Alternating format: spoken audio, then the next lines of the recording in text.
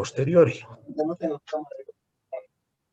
Se la denomina de esa manera porque es una probabilidad que corresponde a una dependencia de un evento anteriormente acaecido. Entonces, para hacer una revisión de lo que hemos visto hasta ahora, habíamos visto que hay una probabilidad absoluta, que generalmente se la denomina probabilidad marginal. Luego tenemos la probabilidad de la unión de dos eventos, ¿sí?, que nos considera la ocurrencia de X, la ocurrencia de Y y la ocurrencia de X y Y. La probabilidad conjunta, que es la intersección como tal, solamente la intersección de X y Y. Y finalmente tenemos la probabilidad condicional. Y esta probabilidad condicional es la que nos dice que va a ocurrir X dado que ocurrió Y. ¿Y cuándo se da eso? Se da cuando existe una dependencia, o si se quiere, existe la intersección de ambos eventos. Entonces, como su nombre lo indica, la probabilidad es una probabilidad a posteriori, puesto que está sujeta a la ocurrencia de un evento previo, ¿sí? Y la forma en la cual nosotros debemos leer la simbología que tenemos cuando presentamos la probabilidad de A quebrado B es como la probabilidad de que ocurra A dado que ocurrió B. ¿Ya? Esa es la manera entonces en la que trabajamos. Muy bien. ¿Cómo se define la probabilidad condicional? Pues en la probabilidad condicional debemos partir del supuesto de que existen dos eventos en el espacio muestral, ¿sí?, de los cuales únicamente se conoce el evento B. Y si nosotros deseáramos conocer el evento A como tal, lo que necesitaríamos es tener conocimiento de la intersección de ambos eventos.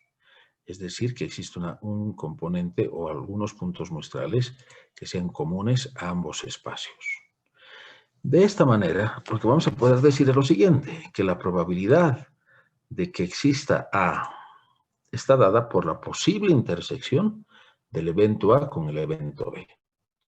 Consecuentemente, la probabilidad de que se dé A o que exista A, dado que ocurrió, por eso es a posteriori, va a estar dado por el cociente de la intersección de la probabilidad de A y B sobre la probabilidad absoluta de B. ¿Sí? Esa es la fórmula de la probabilidad condicional. Y por supuesto, si nosotros hiciéramos un análisis extensivo de este teorema, encontraríamos lo siguiente, que es, ¿cuál es la probabilidad de que ocurra A dado que ocurrió A? Pues entonces ahí tendríamos la intersección en el numerador y la probabilidad absoluta en el denominador. Por supuesto que la intersección es el mismo conjunto, ¿no es verdad? Consecuentemente, la probabilidad de que ocurra A, dado que esté ocurrido, va a ser igual a 1. Esto es si es que hablamos de un único evento. Si hablamos de dos eventos que son excluyentes, ¿sí?, es decir, que no existe una intersección, una dependencia entre A y B, entonces, una vez que ha ocurrido A, es imposible la ocurrencia de B. ¿De acuerdo? Entonces, si estos eventos no tienen una interacción, la probabilidad condicional es igual a 0. Muy bien. ¿Cuáles son entonces los componentes que a nosotros nos interesan? Conocer la probabilidad absoluta de la ocurrencia de A o B, dependiendo de cuál sea la probabilidad que nosotros vayamos a buscar. Y, adicionalmente, lo que nos va a interesar es la intersección de ambos eventos. Esa probabilidad es la que nos va a marcar que tengamos una probabilidad de ocurrencia de un evento con respecto al otro. ¿De acuerdo? Acá es B por si acaso. Tenemos un pequeño errorcito.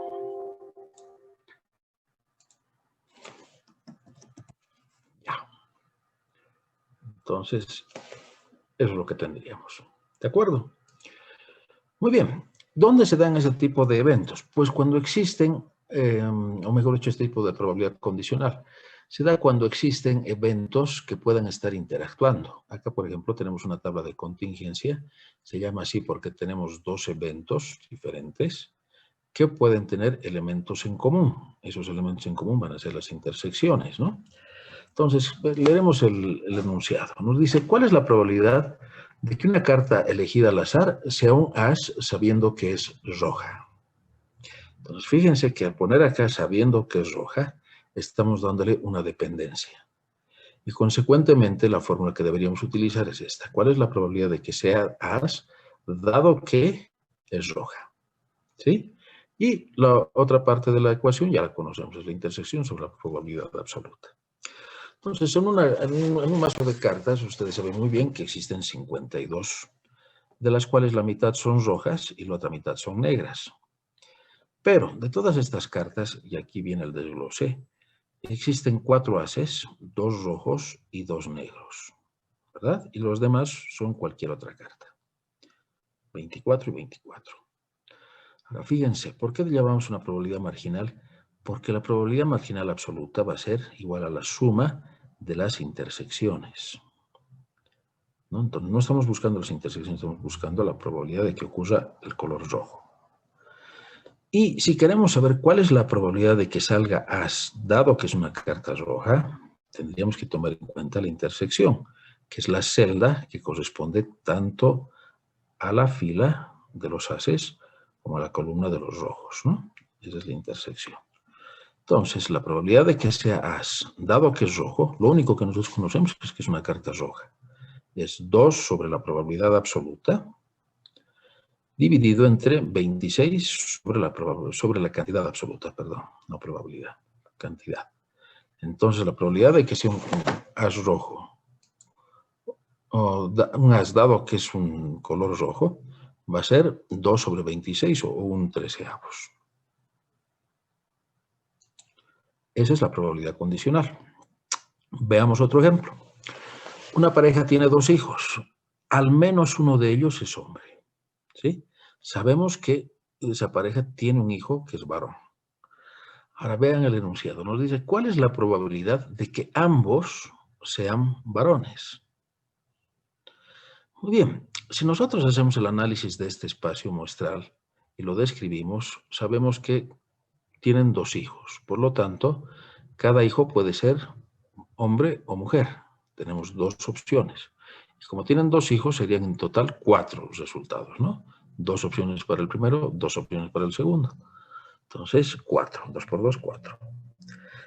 Si describimos en extensión los resultados del experimento, tendríamos todos estos elementos. Pero acá lo que nos dicen es lo siguiente, que al menos uno de ellos es hombre. Y nos dicen que cuál es la probabilidad de que ambos sean hombres. Entonces, nosotros no podemos tomar todo este espacio. ¿Por qué? Porque acá hay un elemento que no corresponde al experimento, mujer, mujer, ¿no?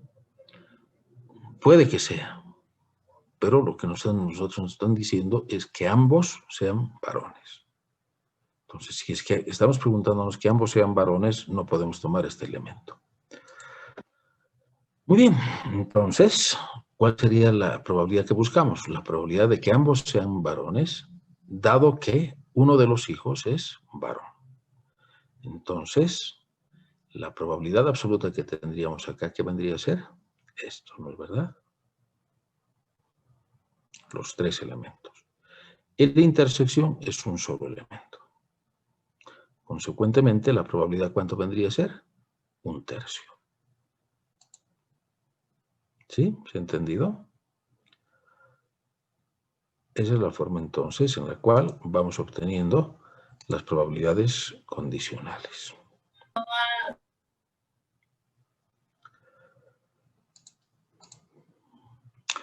Visto de manera gráfica, fíjense, acá tenemos 2 conjuntos, A y B. B es un subconjunto de A. Acá tenemos los valores. La probabilidad de que ocurra A es 1/4, la probabilidad de B es 0,10. Y en la intersección, por supuesto que tiene que ser 0,10 porque es el elemento en común a ambos. Y además es un subconjunto. Entonces, fíjense, ¿cuál es la probabilidad de que ocurra A dado que ocurrió B? Si ocurrió B, que es subconjunto de A, por supuesto que va a ocurrir A. ¿No es verdad? La intersección 0,10 dividido entre 0,10 nos da 1.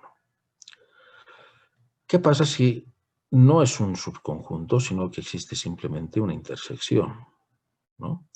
Entonces, acá tenemos 0,25 nuevamente, 0,10 y la intersección de 0,08. Entonces, si es que se da esta situación, ¿cuál es la probabilidad de que ocurra A?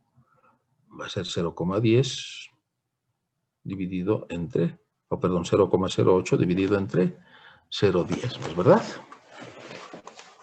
¿Y cuánto nos da ese valor?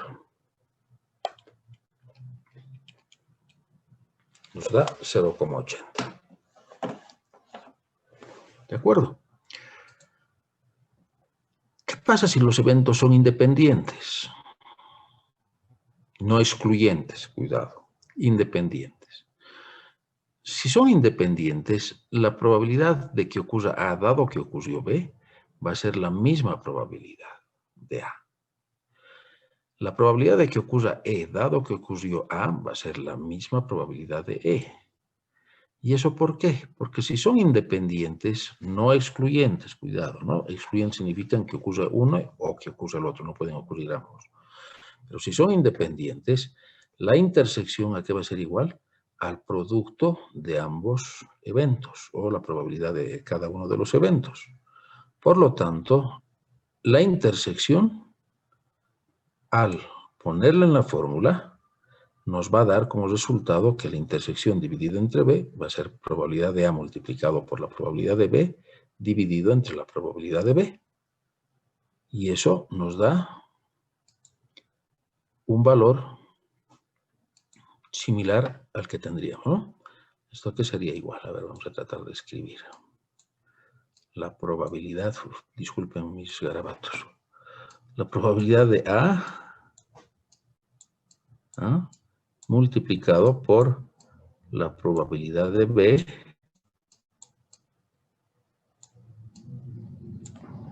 dividido entre la probabilidad de B, ¿no? Entonces estos elementos se simplifican y nos queda la misma probabilidad. Entonces esta es una forma en la cual nosotros podemos verificar que los eventos son independientes. ¿De acuerdo? Entonces esa es la forma en la cual se puede validar que dos eventos son independientes.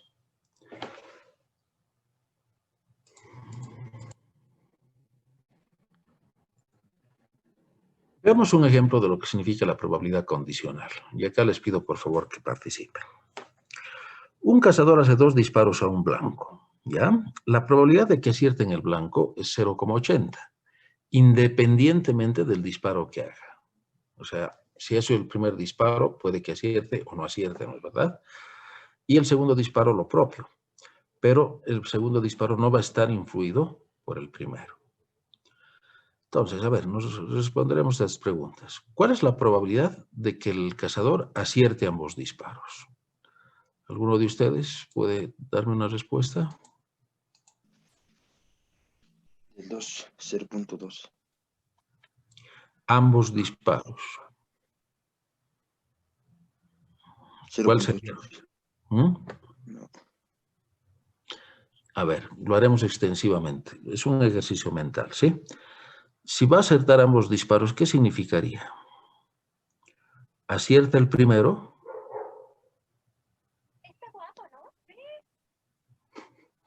y acierta el segundo. No se olviden el operador lógico. Entonces, si acierta ambos disparos, ¿cuál vendría a ser la probabilidad? 0.8 en el primero, multiplicado por 0,8 en el segundo, ¿no? 0,8 al cuadrado. ¿Estamos de acuerdo? ¿Sí? Muy bien. Fíjense que estos eventos son independientes, por lo tanto se aplica el principio de multiplicación. Acierte solo uno de los disparos. ¿Cuál sería la probabilidad? ¿Alguien me puede decir?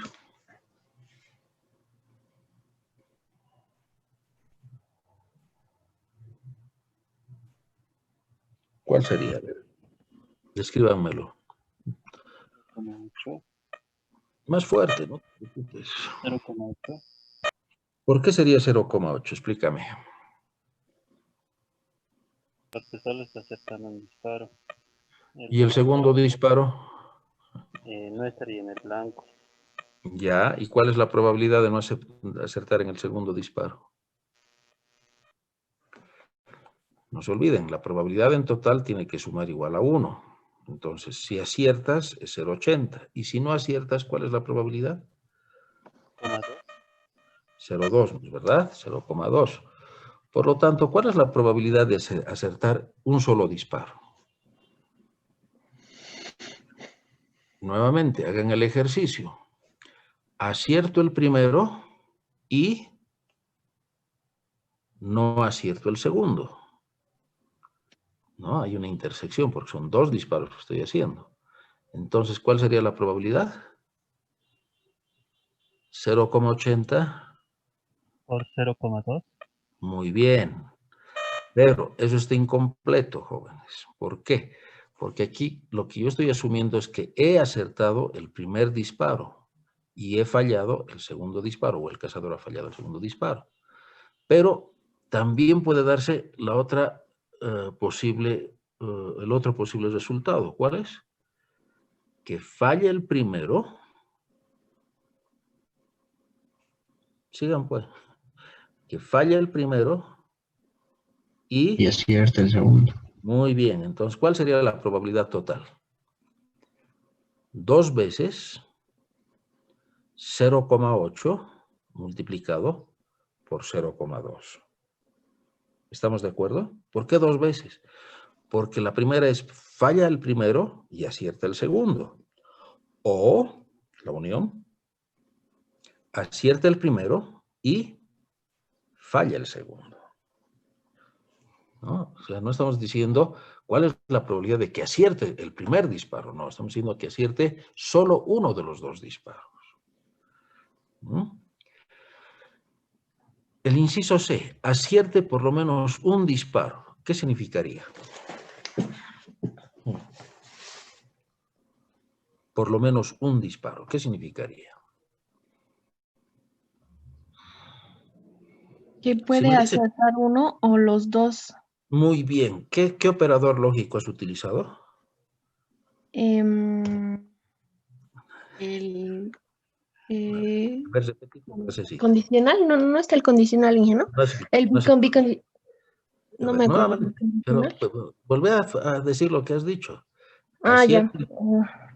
Que se acierta uno o los dos. Ya, ¿qué operador has utilizado? Mm, O, ya. ¿no es verdad?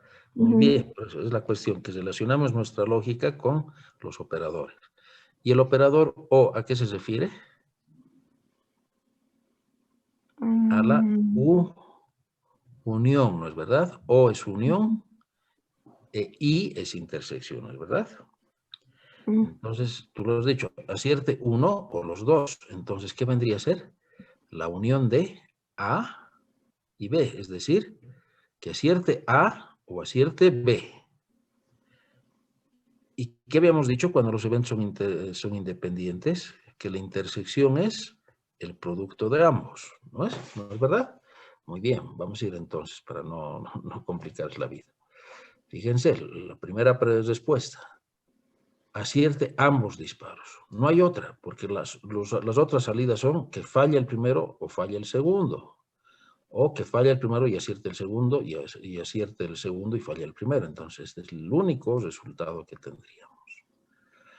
El otro era que falle o que acierte uno de los disparos. ¿No? La raíz es el complemento, por si acaso. Y lo que acaba de decir su compañera, que acierte uno o acierte ambos.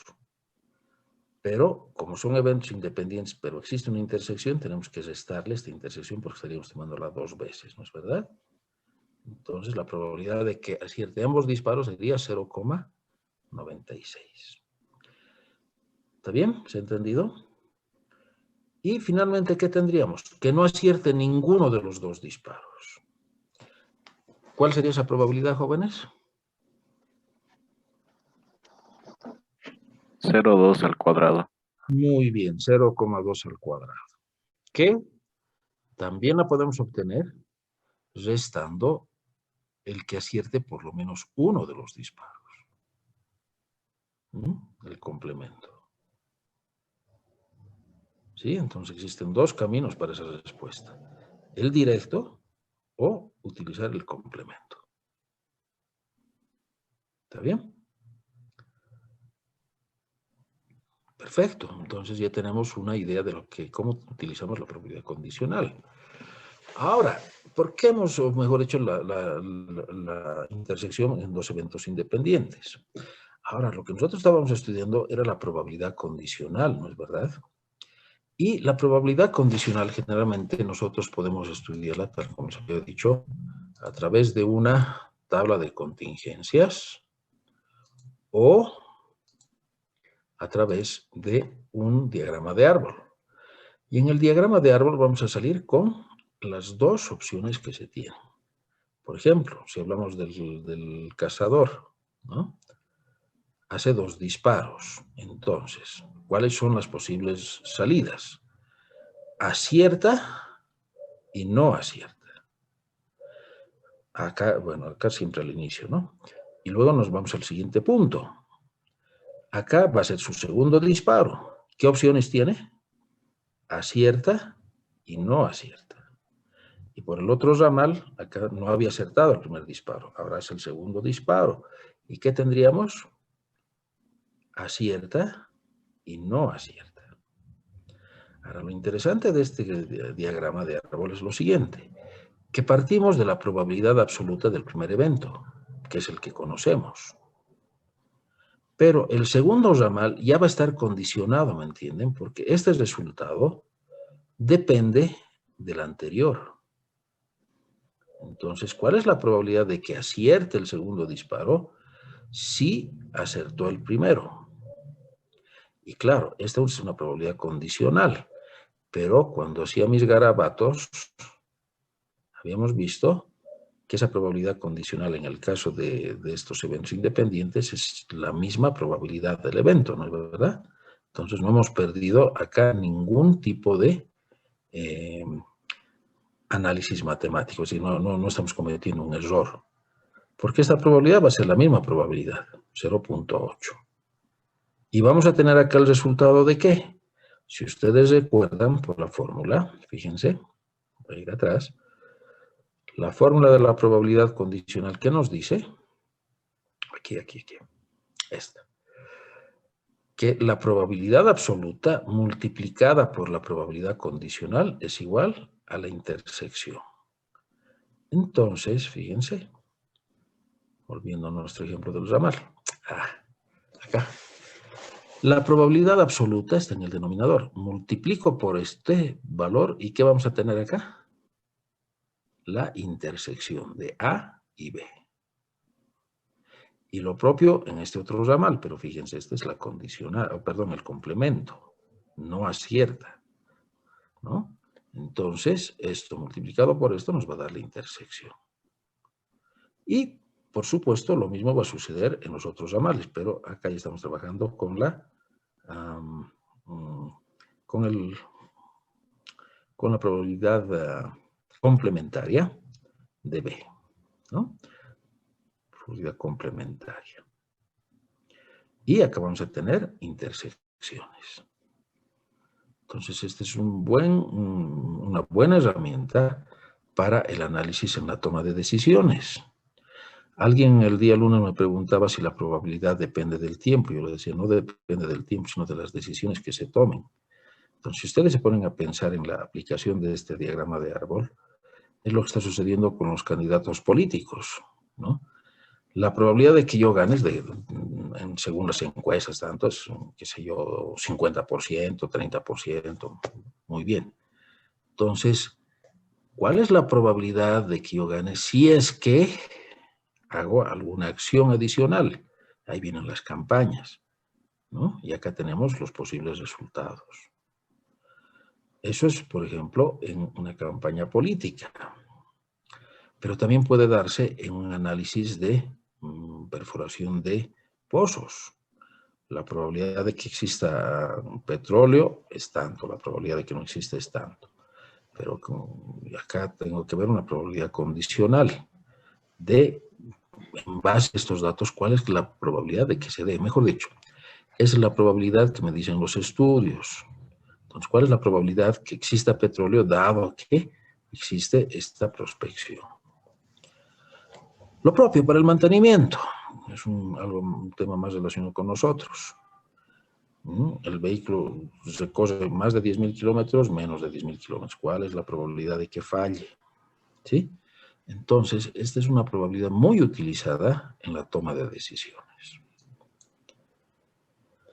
Ahora, no se olviden, otra forma de calcular las probabilidades de la intersección de las probabilidades condicionales de dos eventos A y B es tal que tengamos siempre esto, ¿no?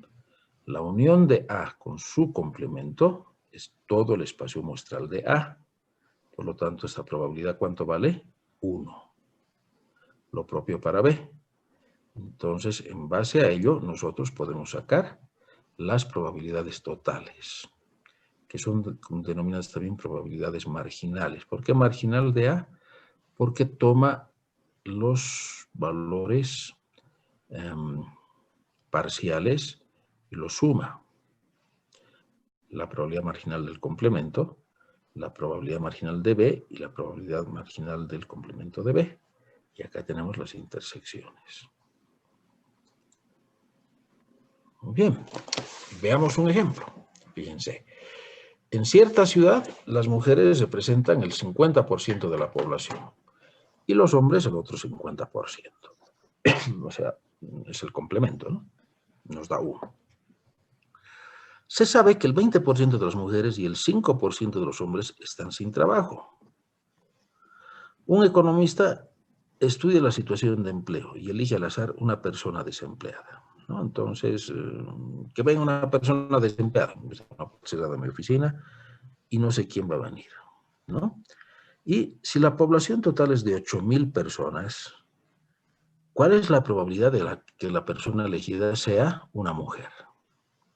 Esta es una probabilidad absoluta, ¿no es verdad? Entonces, ¿cuál sería esa probabilidad de que sea una mujer? 50%, ¿no es verdad? Ahora vamos a ir atrás. Acá tenemos los 8.000, las probabilidades marginales de mujeres, hombres, desempleados y empleados. ¿En base a qué ha sacado esto? A este valor. 20%, se sabe que el 20% de las mujeres están sin trabajo. Entonces, ¿qué significa este 20%? Que es mujer y que está desempleada. Entonces, ese 20% tendría que sacar de este total. 4.000 mujeres, 4.000 varones, 8.000. Y desempleados y empleados. ¿Cuál es la probabilidad de que sea mujer? Todo esto lo tengo que dividir entre la cantidad total de eventos. Y tengo acá esos valores. ¿No? El 50%, 50%, 0.125, 0.875. Muy bien. Entonces, ¿cuál es la probabilidad de que sea mujer? Es esta probabilidad, ¿no? Mujer. No me interesa si es empleada o desempleada, solamente que sea mujer. Lo propio para el hombre. ¿Cuál es la probabilidad de que sea empleado? Nuevamente, empleado, no me interesa si es varón o mujer, 0,875. ¿Y cuál es la probabilidad de que sea desempleado? No interesa si es, no discriminamos, en otras palabras, si es mujer u hombre, y es 0,125. Ahora, ¿cuál es la probabilidad de que sea mujer sabiendo que está empleada? Por la fórmula, sabemos que es la intersección dividida entre la probabilidad absoluta, ¿no? Entonces, acá tendríamos que ver empleado dividido entre ¿cuánto? Entre 0,50. ¿No? Mujer, dado que es empleado. A ver, vamos a ver nuevamente. Mujer, dado que es empleado. ¿Sí? 0,40 sobre 0,875. La probabilidad de que sea desempleado, dado que es hombre. O sea, esto es lo que conocemos. Ahora, lo que quiero saber es si es que quiero prever, no conocer, quiero analizar si es que puede ser empleado o desempleado. Entonces, hago mi análisis probabilístico. La intersección desempleado-hombre. Desempleado y hombre es este valor, ¿no? Y así podemos sacar todas las probabilidades. Entonces, este análisis lo podemos hacer, fíjense, de manera tabular o también de manera gráfica, como habíamos visto con el árbol de decisiones.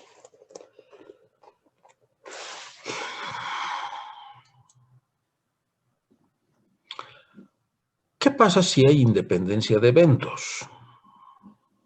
¿Sí? Pero no solamente son dos, como hemos visto hasta ahora, sino que pueden ser muchos.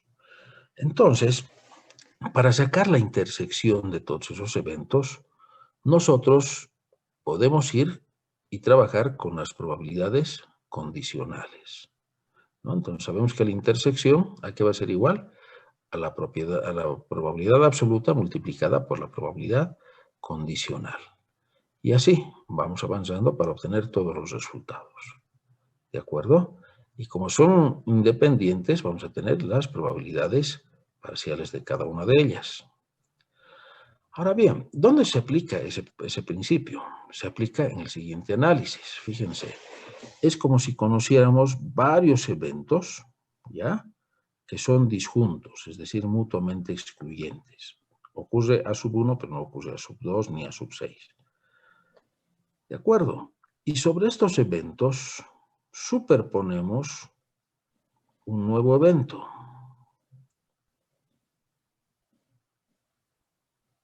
Que se llama E.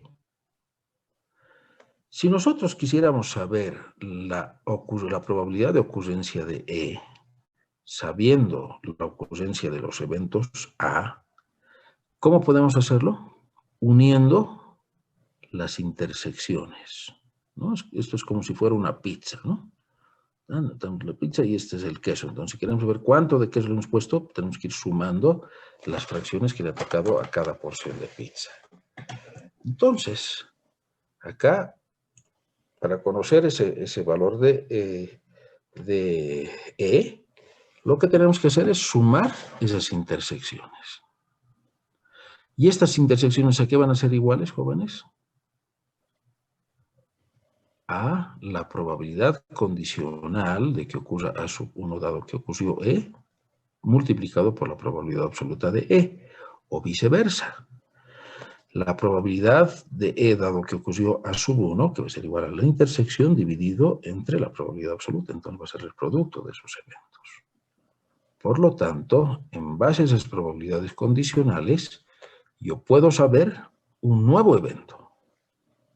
Y eso es lo que vamos a ver en este ejercicio. En una pequeña empresa se obtiene su producción con 3 máquinas que producen respectivamente el 50, el 30 y el 20%, ¿no?, del 100% de producción. Ahora, cada una de estas máquinas tiene su tasa de defectuosos, es decir, nada lo hace perfecto. Unos lo hacen con menos defectos y otros con más, y acá están identificados. Los porcentajes de productos defectuosos producidos por estas máquinas son 3% para M1, 4% para M2 y 5% para M3. Entonces, si seleccionamos un artículo al azar, ¿cuál es la probabilidad de que el artículo sea defectuoso? Entonces ya no estamos diciendo qué máquina lo ha hecho defectuoso, sino ha salido defectuoso y lo que queremos saber es cuál es esa probabilidad. ¿Cómo trabajamos con ello? Bien, podríamos utilizar las máquinas, o mejor dicho, las tablas de contingencia, o utilizar el diagrama de árbol. Entonces, fíjense, acá tendríamos qué cantidad de producción, porque es la probabilidad absoluta, ¿no?, que le corresponde a cada máquina. Y acá tendríamos las probabilidades condicionales. La probabilidad de que sea defectuoso, dado que se produce en la máquina 1, 0,3. la probabilidad de que no sea defectuoso, dado que viene de la máquina 1, que es 0,97. ¿No? 0,03 sería acá. Perfecto. Lo propio para las otras máquinas. Ahora estas son probabilidades condicionales. Por lo tanto, si yo multiplico esta probabilidad absoluta con esta probabilidad condicional, ¿qué es lo que voy a tener? Voy a tener la intersección ¿de qué? De que sea la máquina 1 y sea defectuoso. ¿De acuerdo? Esta es la intersección. Entonces sería 0,50 por 0,03 me da 0,015. Para la máquina 2 hacemos lo mismo. Y por supuesto podemos hacer también para no defectuosos. Pero la pregunta era, ¿cuál es la probabilidad de que el artículo sea defectuoso? Entonces, haciendo el cálculo para las tres máquinas, lo que hemos obtenido han sido intersecciones del evento principal con el evento defectuoso. Y es lo mismo que veíamos en este gráfico. Tengo estas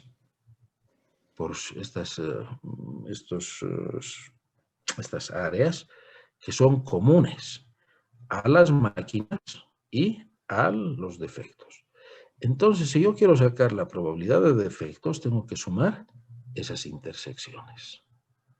Entonces, fíjense, sumando estas tres intersecciones, obtengo la probabilidad absoluta de que sea defectuoso. Muy bien, entonces, en base a probabilidades condicionales y probabilidades absolutas, hemos sacado una nueva probabilidad absoluta. Pero el problema puede ser todavía extensivo. ¿Por qué podría ser extensivo? Bueno, es el teorema de Bayes, que es genérico. Es extensivo porque como yo tengo esta probabilidad absoluta, ¿qué también podría calcular? Dado que el producto es defectuoso, ¿cuál es la probabilidad que venga de la máquina 1? Acá era, dado que viene de la máquina 1, que sea defectuoso, ¿no es verdad? ¿Cuál es la probabilidad que sea defectuoso dado que viene de la máquina 1? Ahora yo podría plantear en base a esta probabilidad, otra probabilidad. ¿Cuál es la probabilidad de que venga de la máquina 1 dado que es defectuoso? No es lo mismo. ¿Y cómo voy a hacerlo? La intersección dividido entre este valor, que es el valor absoluto. Por supuesto, ¿cuál es la probabilidad de que los productos sean buenos? Va a ser la suma de esto, más esto, más esto. O, estoy seguro que ustedes ya se han dado cuenta, ¿cuál sería la probabilidad absoluta de que el producto sea no defectuoso?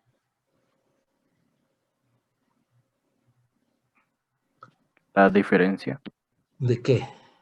de todo menos los que están mal, o sea, el 0,037. ¿Y qué es todo? Complemento. ¿Perdón? El complemento. Muy bien, el complemento. ¿Y el complemento a qué sería igual? Al todo. ¿Y cuál es la probabilidad del todo? 1. 1 menos 0,037. Muy bien. El problema de hacer eso, que está perfecto, no digo que no. El problema es que no vamos a conocer las intersecciones de máquina 3 y no defectuoso, máquina 2 y no defectuoso, ¿no? Pero sí vamos a poder saber cuál es la probabilidad de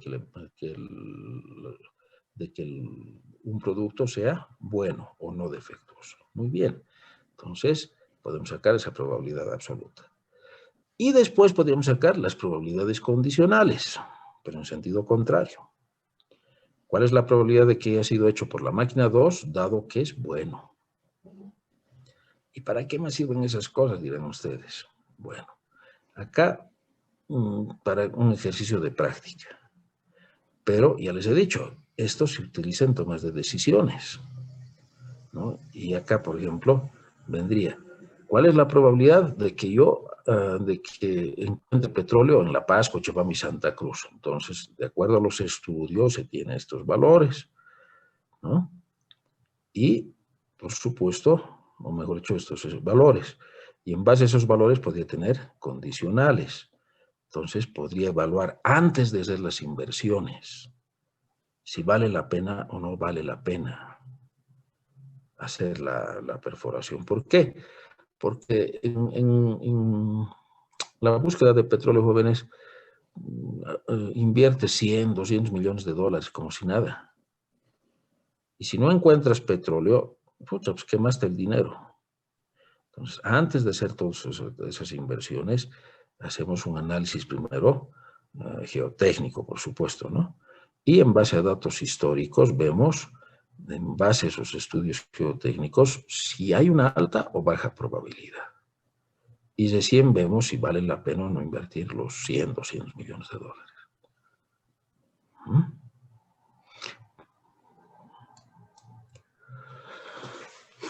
Muy bien, ¿qué nos dice Bayes? Bayes es una generalización de lo que acabamos de analizar, en el cual nos dice que vamos a encontrar una probabilidad condicional obteniendo, fíjense, la intersección, este es el producto de la condicional por la absoluta, ¿no? ¿Verdad? La intersección sobre la suma de todas las intersecciones, que en otras palabras, ¿qué es? Es la nueva probabilidad absoluta que obtenemos. Y sobre eso, ¿no?, vamos a poder encontrar una nueva probabilidad condicional. Entonces, sobre el ejemplo que veíamos anteriormente, nos dicen cuál sería la probabilidad de que el artículo haya sido producido por la máquina M1. ¿Sí? Supóngase que se selecciona un artículo al azar y resulta ser defectuoso. Pero ya no estamos buscando la probabilidad de que sean defectuosos, sino una probabilidad condicional. Entonces, hacemos lo mismo que habíamos hecho anteriormente, ¿no? Sacamos la probabilidad de defectuosos y, fíjense, acá tendríamos la intersección 0,5 por 0,03 dividido entre 0,037. ¿No? Y es la nueva probabilidad condicional. Muy bien, entonces, en base a estas tablas de probabilidad, ¿qué es lo que encontramos? Que la probabilidad condicional nos permite, en principio, ver que hay la posible ocurrencia de un evento condicionado a algo que ya ha ocurrido. Lo primero. Y lo segundo, que podemos encontrar en base a las probabilidades condicionales y probabilidades absolutas de ese evento ya ocurrido, la probabilidad absoluta de otro nuevo evento. Y asimismo, en base a esa nueva probabilidad del nuevo evento, podemos encontrar nuevas probabilidades condicionales, ¿no?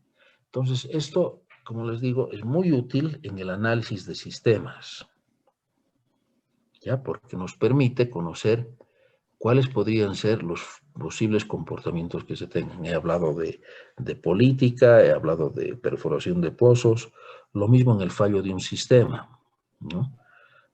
Vamos a mandar una nave al espacio y, bueno, ahí no hay forma de reparar si se produce una falla. Entonces, ahí lo que tengo que ir analizando es cuál es la probabilidad de que falle un elemento dado que utilicé o dado que falló el otro elemento. Y en base a todo este análisis condicional es lo que viene a ser la teoría de la confiabilidad. ¿Cómo diseña sistemas que sean altamente confiables, es decir, con una probabilidad mínima de falla, ¿sí? Y además que tengan redundancia. ¿Qué significa la redundancia? Han debido escuchar esa palabra backup, ¿no es verdad? O sea, es el respaldo. O sea, por ejemplo, los hospitales en todo el mundo deben, no deberían, deben tener su generador eléctrico. ¿Ya? ¿Por qué? Porque la red pública se puede caer en cualquier momento y tú estás operando a un enfermo y pum, te quedas sin luz. Pues no puedes correr esos riesgos. Acá en Bolivia nomás no hablamos de respaldos. Entonces, ahí es donde ves cuál es la probabilidad de que se caiga esa red. Y en base a ello tú vas a poder, dependiendo también de la capacidad que tenga el hospital, cuántos generadores eléctricos necesitarías, ¿no? De diferentes capacidades o potencias. Entonces, en base a ello se hace ese diseño de respaldos. El respaldo es el generador eléctrico. Pero una vez cada 10 años. ¿Y qué pasa si justamente se cae cuando tú estás en el quirófano? No, pues yo no puedo estar pensando en que una vez cada 10 años. No, puede caerse mañana, ¿no? Mañana ha sido el día de los 10 años y tengo que evitar esas situaciones. La prueba más clara que les doy es el oxígeno. ¿Ya? Dejando a un lado lo político que todos hemos escuchado, deberíamos preguntarnos ¿cómo es posible que La Paz tenga que recibir oxígeno desde Santa Cruz o Cochabamba? Eso también es un crimen. Porque no tenemos que esperar a que hayan bloqueos, puede darse un deslizamiento de tierra, qué sé yo, o el camión se vuelca que estaba trayendo el oxígeno. No, tenemos que tener nuestras plantas en cada uno de los departamentos. Entonces, para que vean cómo se hacen las malas planificaciones. Bueno, todo esto, nuevamente, jóvenes, es en base a la probabilidad, ¿no? ¿Vale la pena tener respaldos? ¿Quieres correr esos riesgos? Y ahí vienen las probabilidades condicionales. Un tema bastante sencillo, pero que nos permite hacer análisis bastante profundos. Bien, les he hablado en esta última parte de la aplicación práctica de la probabilidad condicional. ¿Alguna pregunta que tengan sobre probabilidad condicional? Es bastante sencillo, ¿no? En su manejo matemático no tiene mayor problema. ¿Ninguna consulta? Bueno. Ingeniero, perdón. Dime. No sé si podría volver a explicar el ejercicio del naipe de A y que es rojo. Tengo problemas al entender cuando es condicional y funciona en el tiempo. Cuando son eventos que son simultáneos me parece un poco más sencillo. ¿De los naipes me hablabas? Sí, de los naipes. El naipe, teníamos que sacar un naipe que sea que sea la letra A y que sea de color rojo. Aquí está. Esto es, ¿verdad? Sí. Muy bien. ¿Tú juegas a las cartas? Sí. Me parece bien. ¿Saben qué? El jugar a las cartas te hace desarrollar dos capacidades. Una es de ser inmutable y la segunda justamente de blofear, ¿no es verdad? Y es pues ahí donde aplica esta probabilidad. Está con su cara de serio y no sabe, a ver, ¿tendrá o no tendrá una mano? Bueno. Ahora, veamos, ¿qué es lo que pasa con las cartas? Fíjense, en este problema nos dicen, ¿cuál es la probabilidad de que una carta elegida al azar sea un as sabiendo que es roja? Lo único que tú sabes es que es una carta roja. ¿Está bien?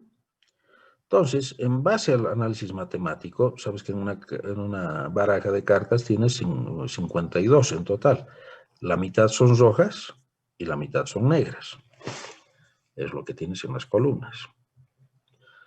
Y después tienes 4 cartas, 2 son rojas, 4 cartas de ases, que 2 son rojas y 2 son negras.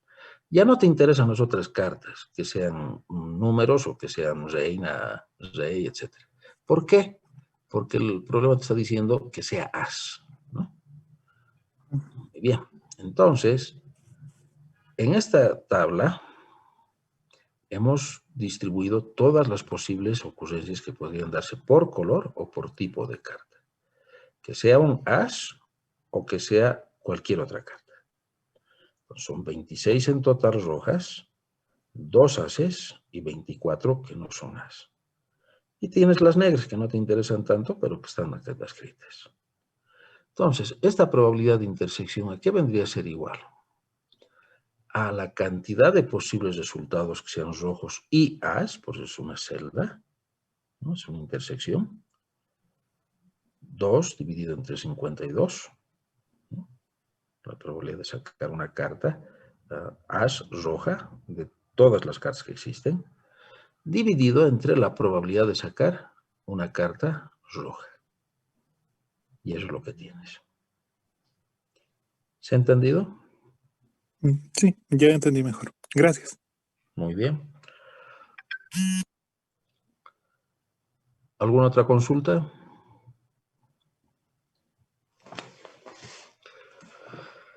Perfecto.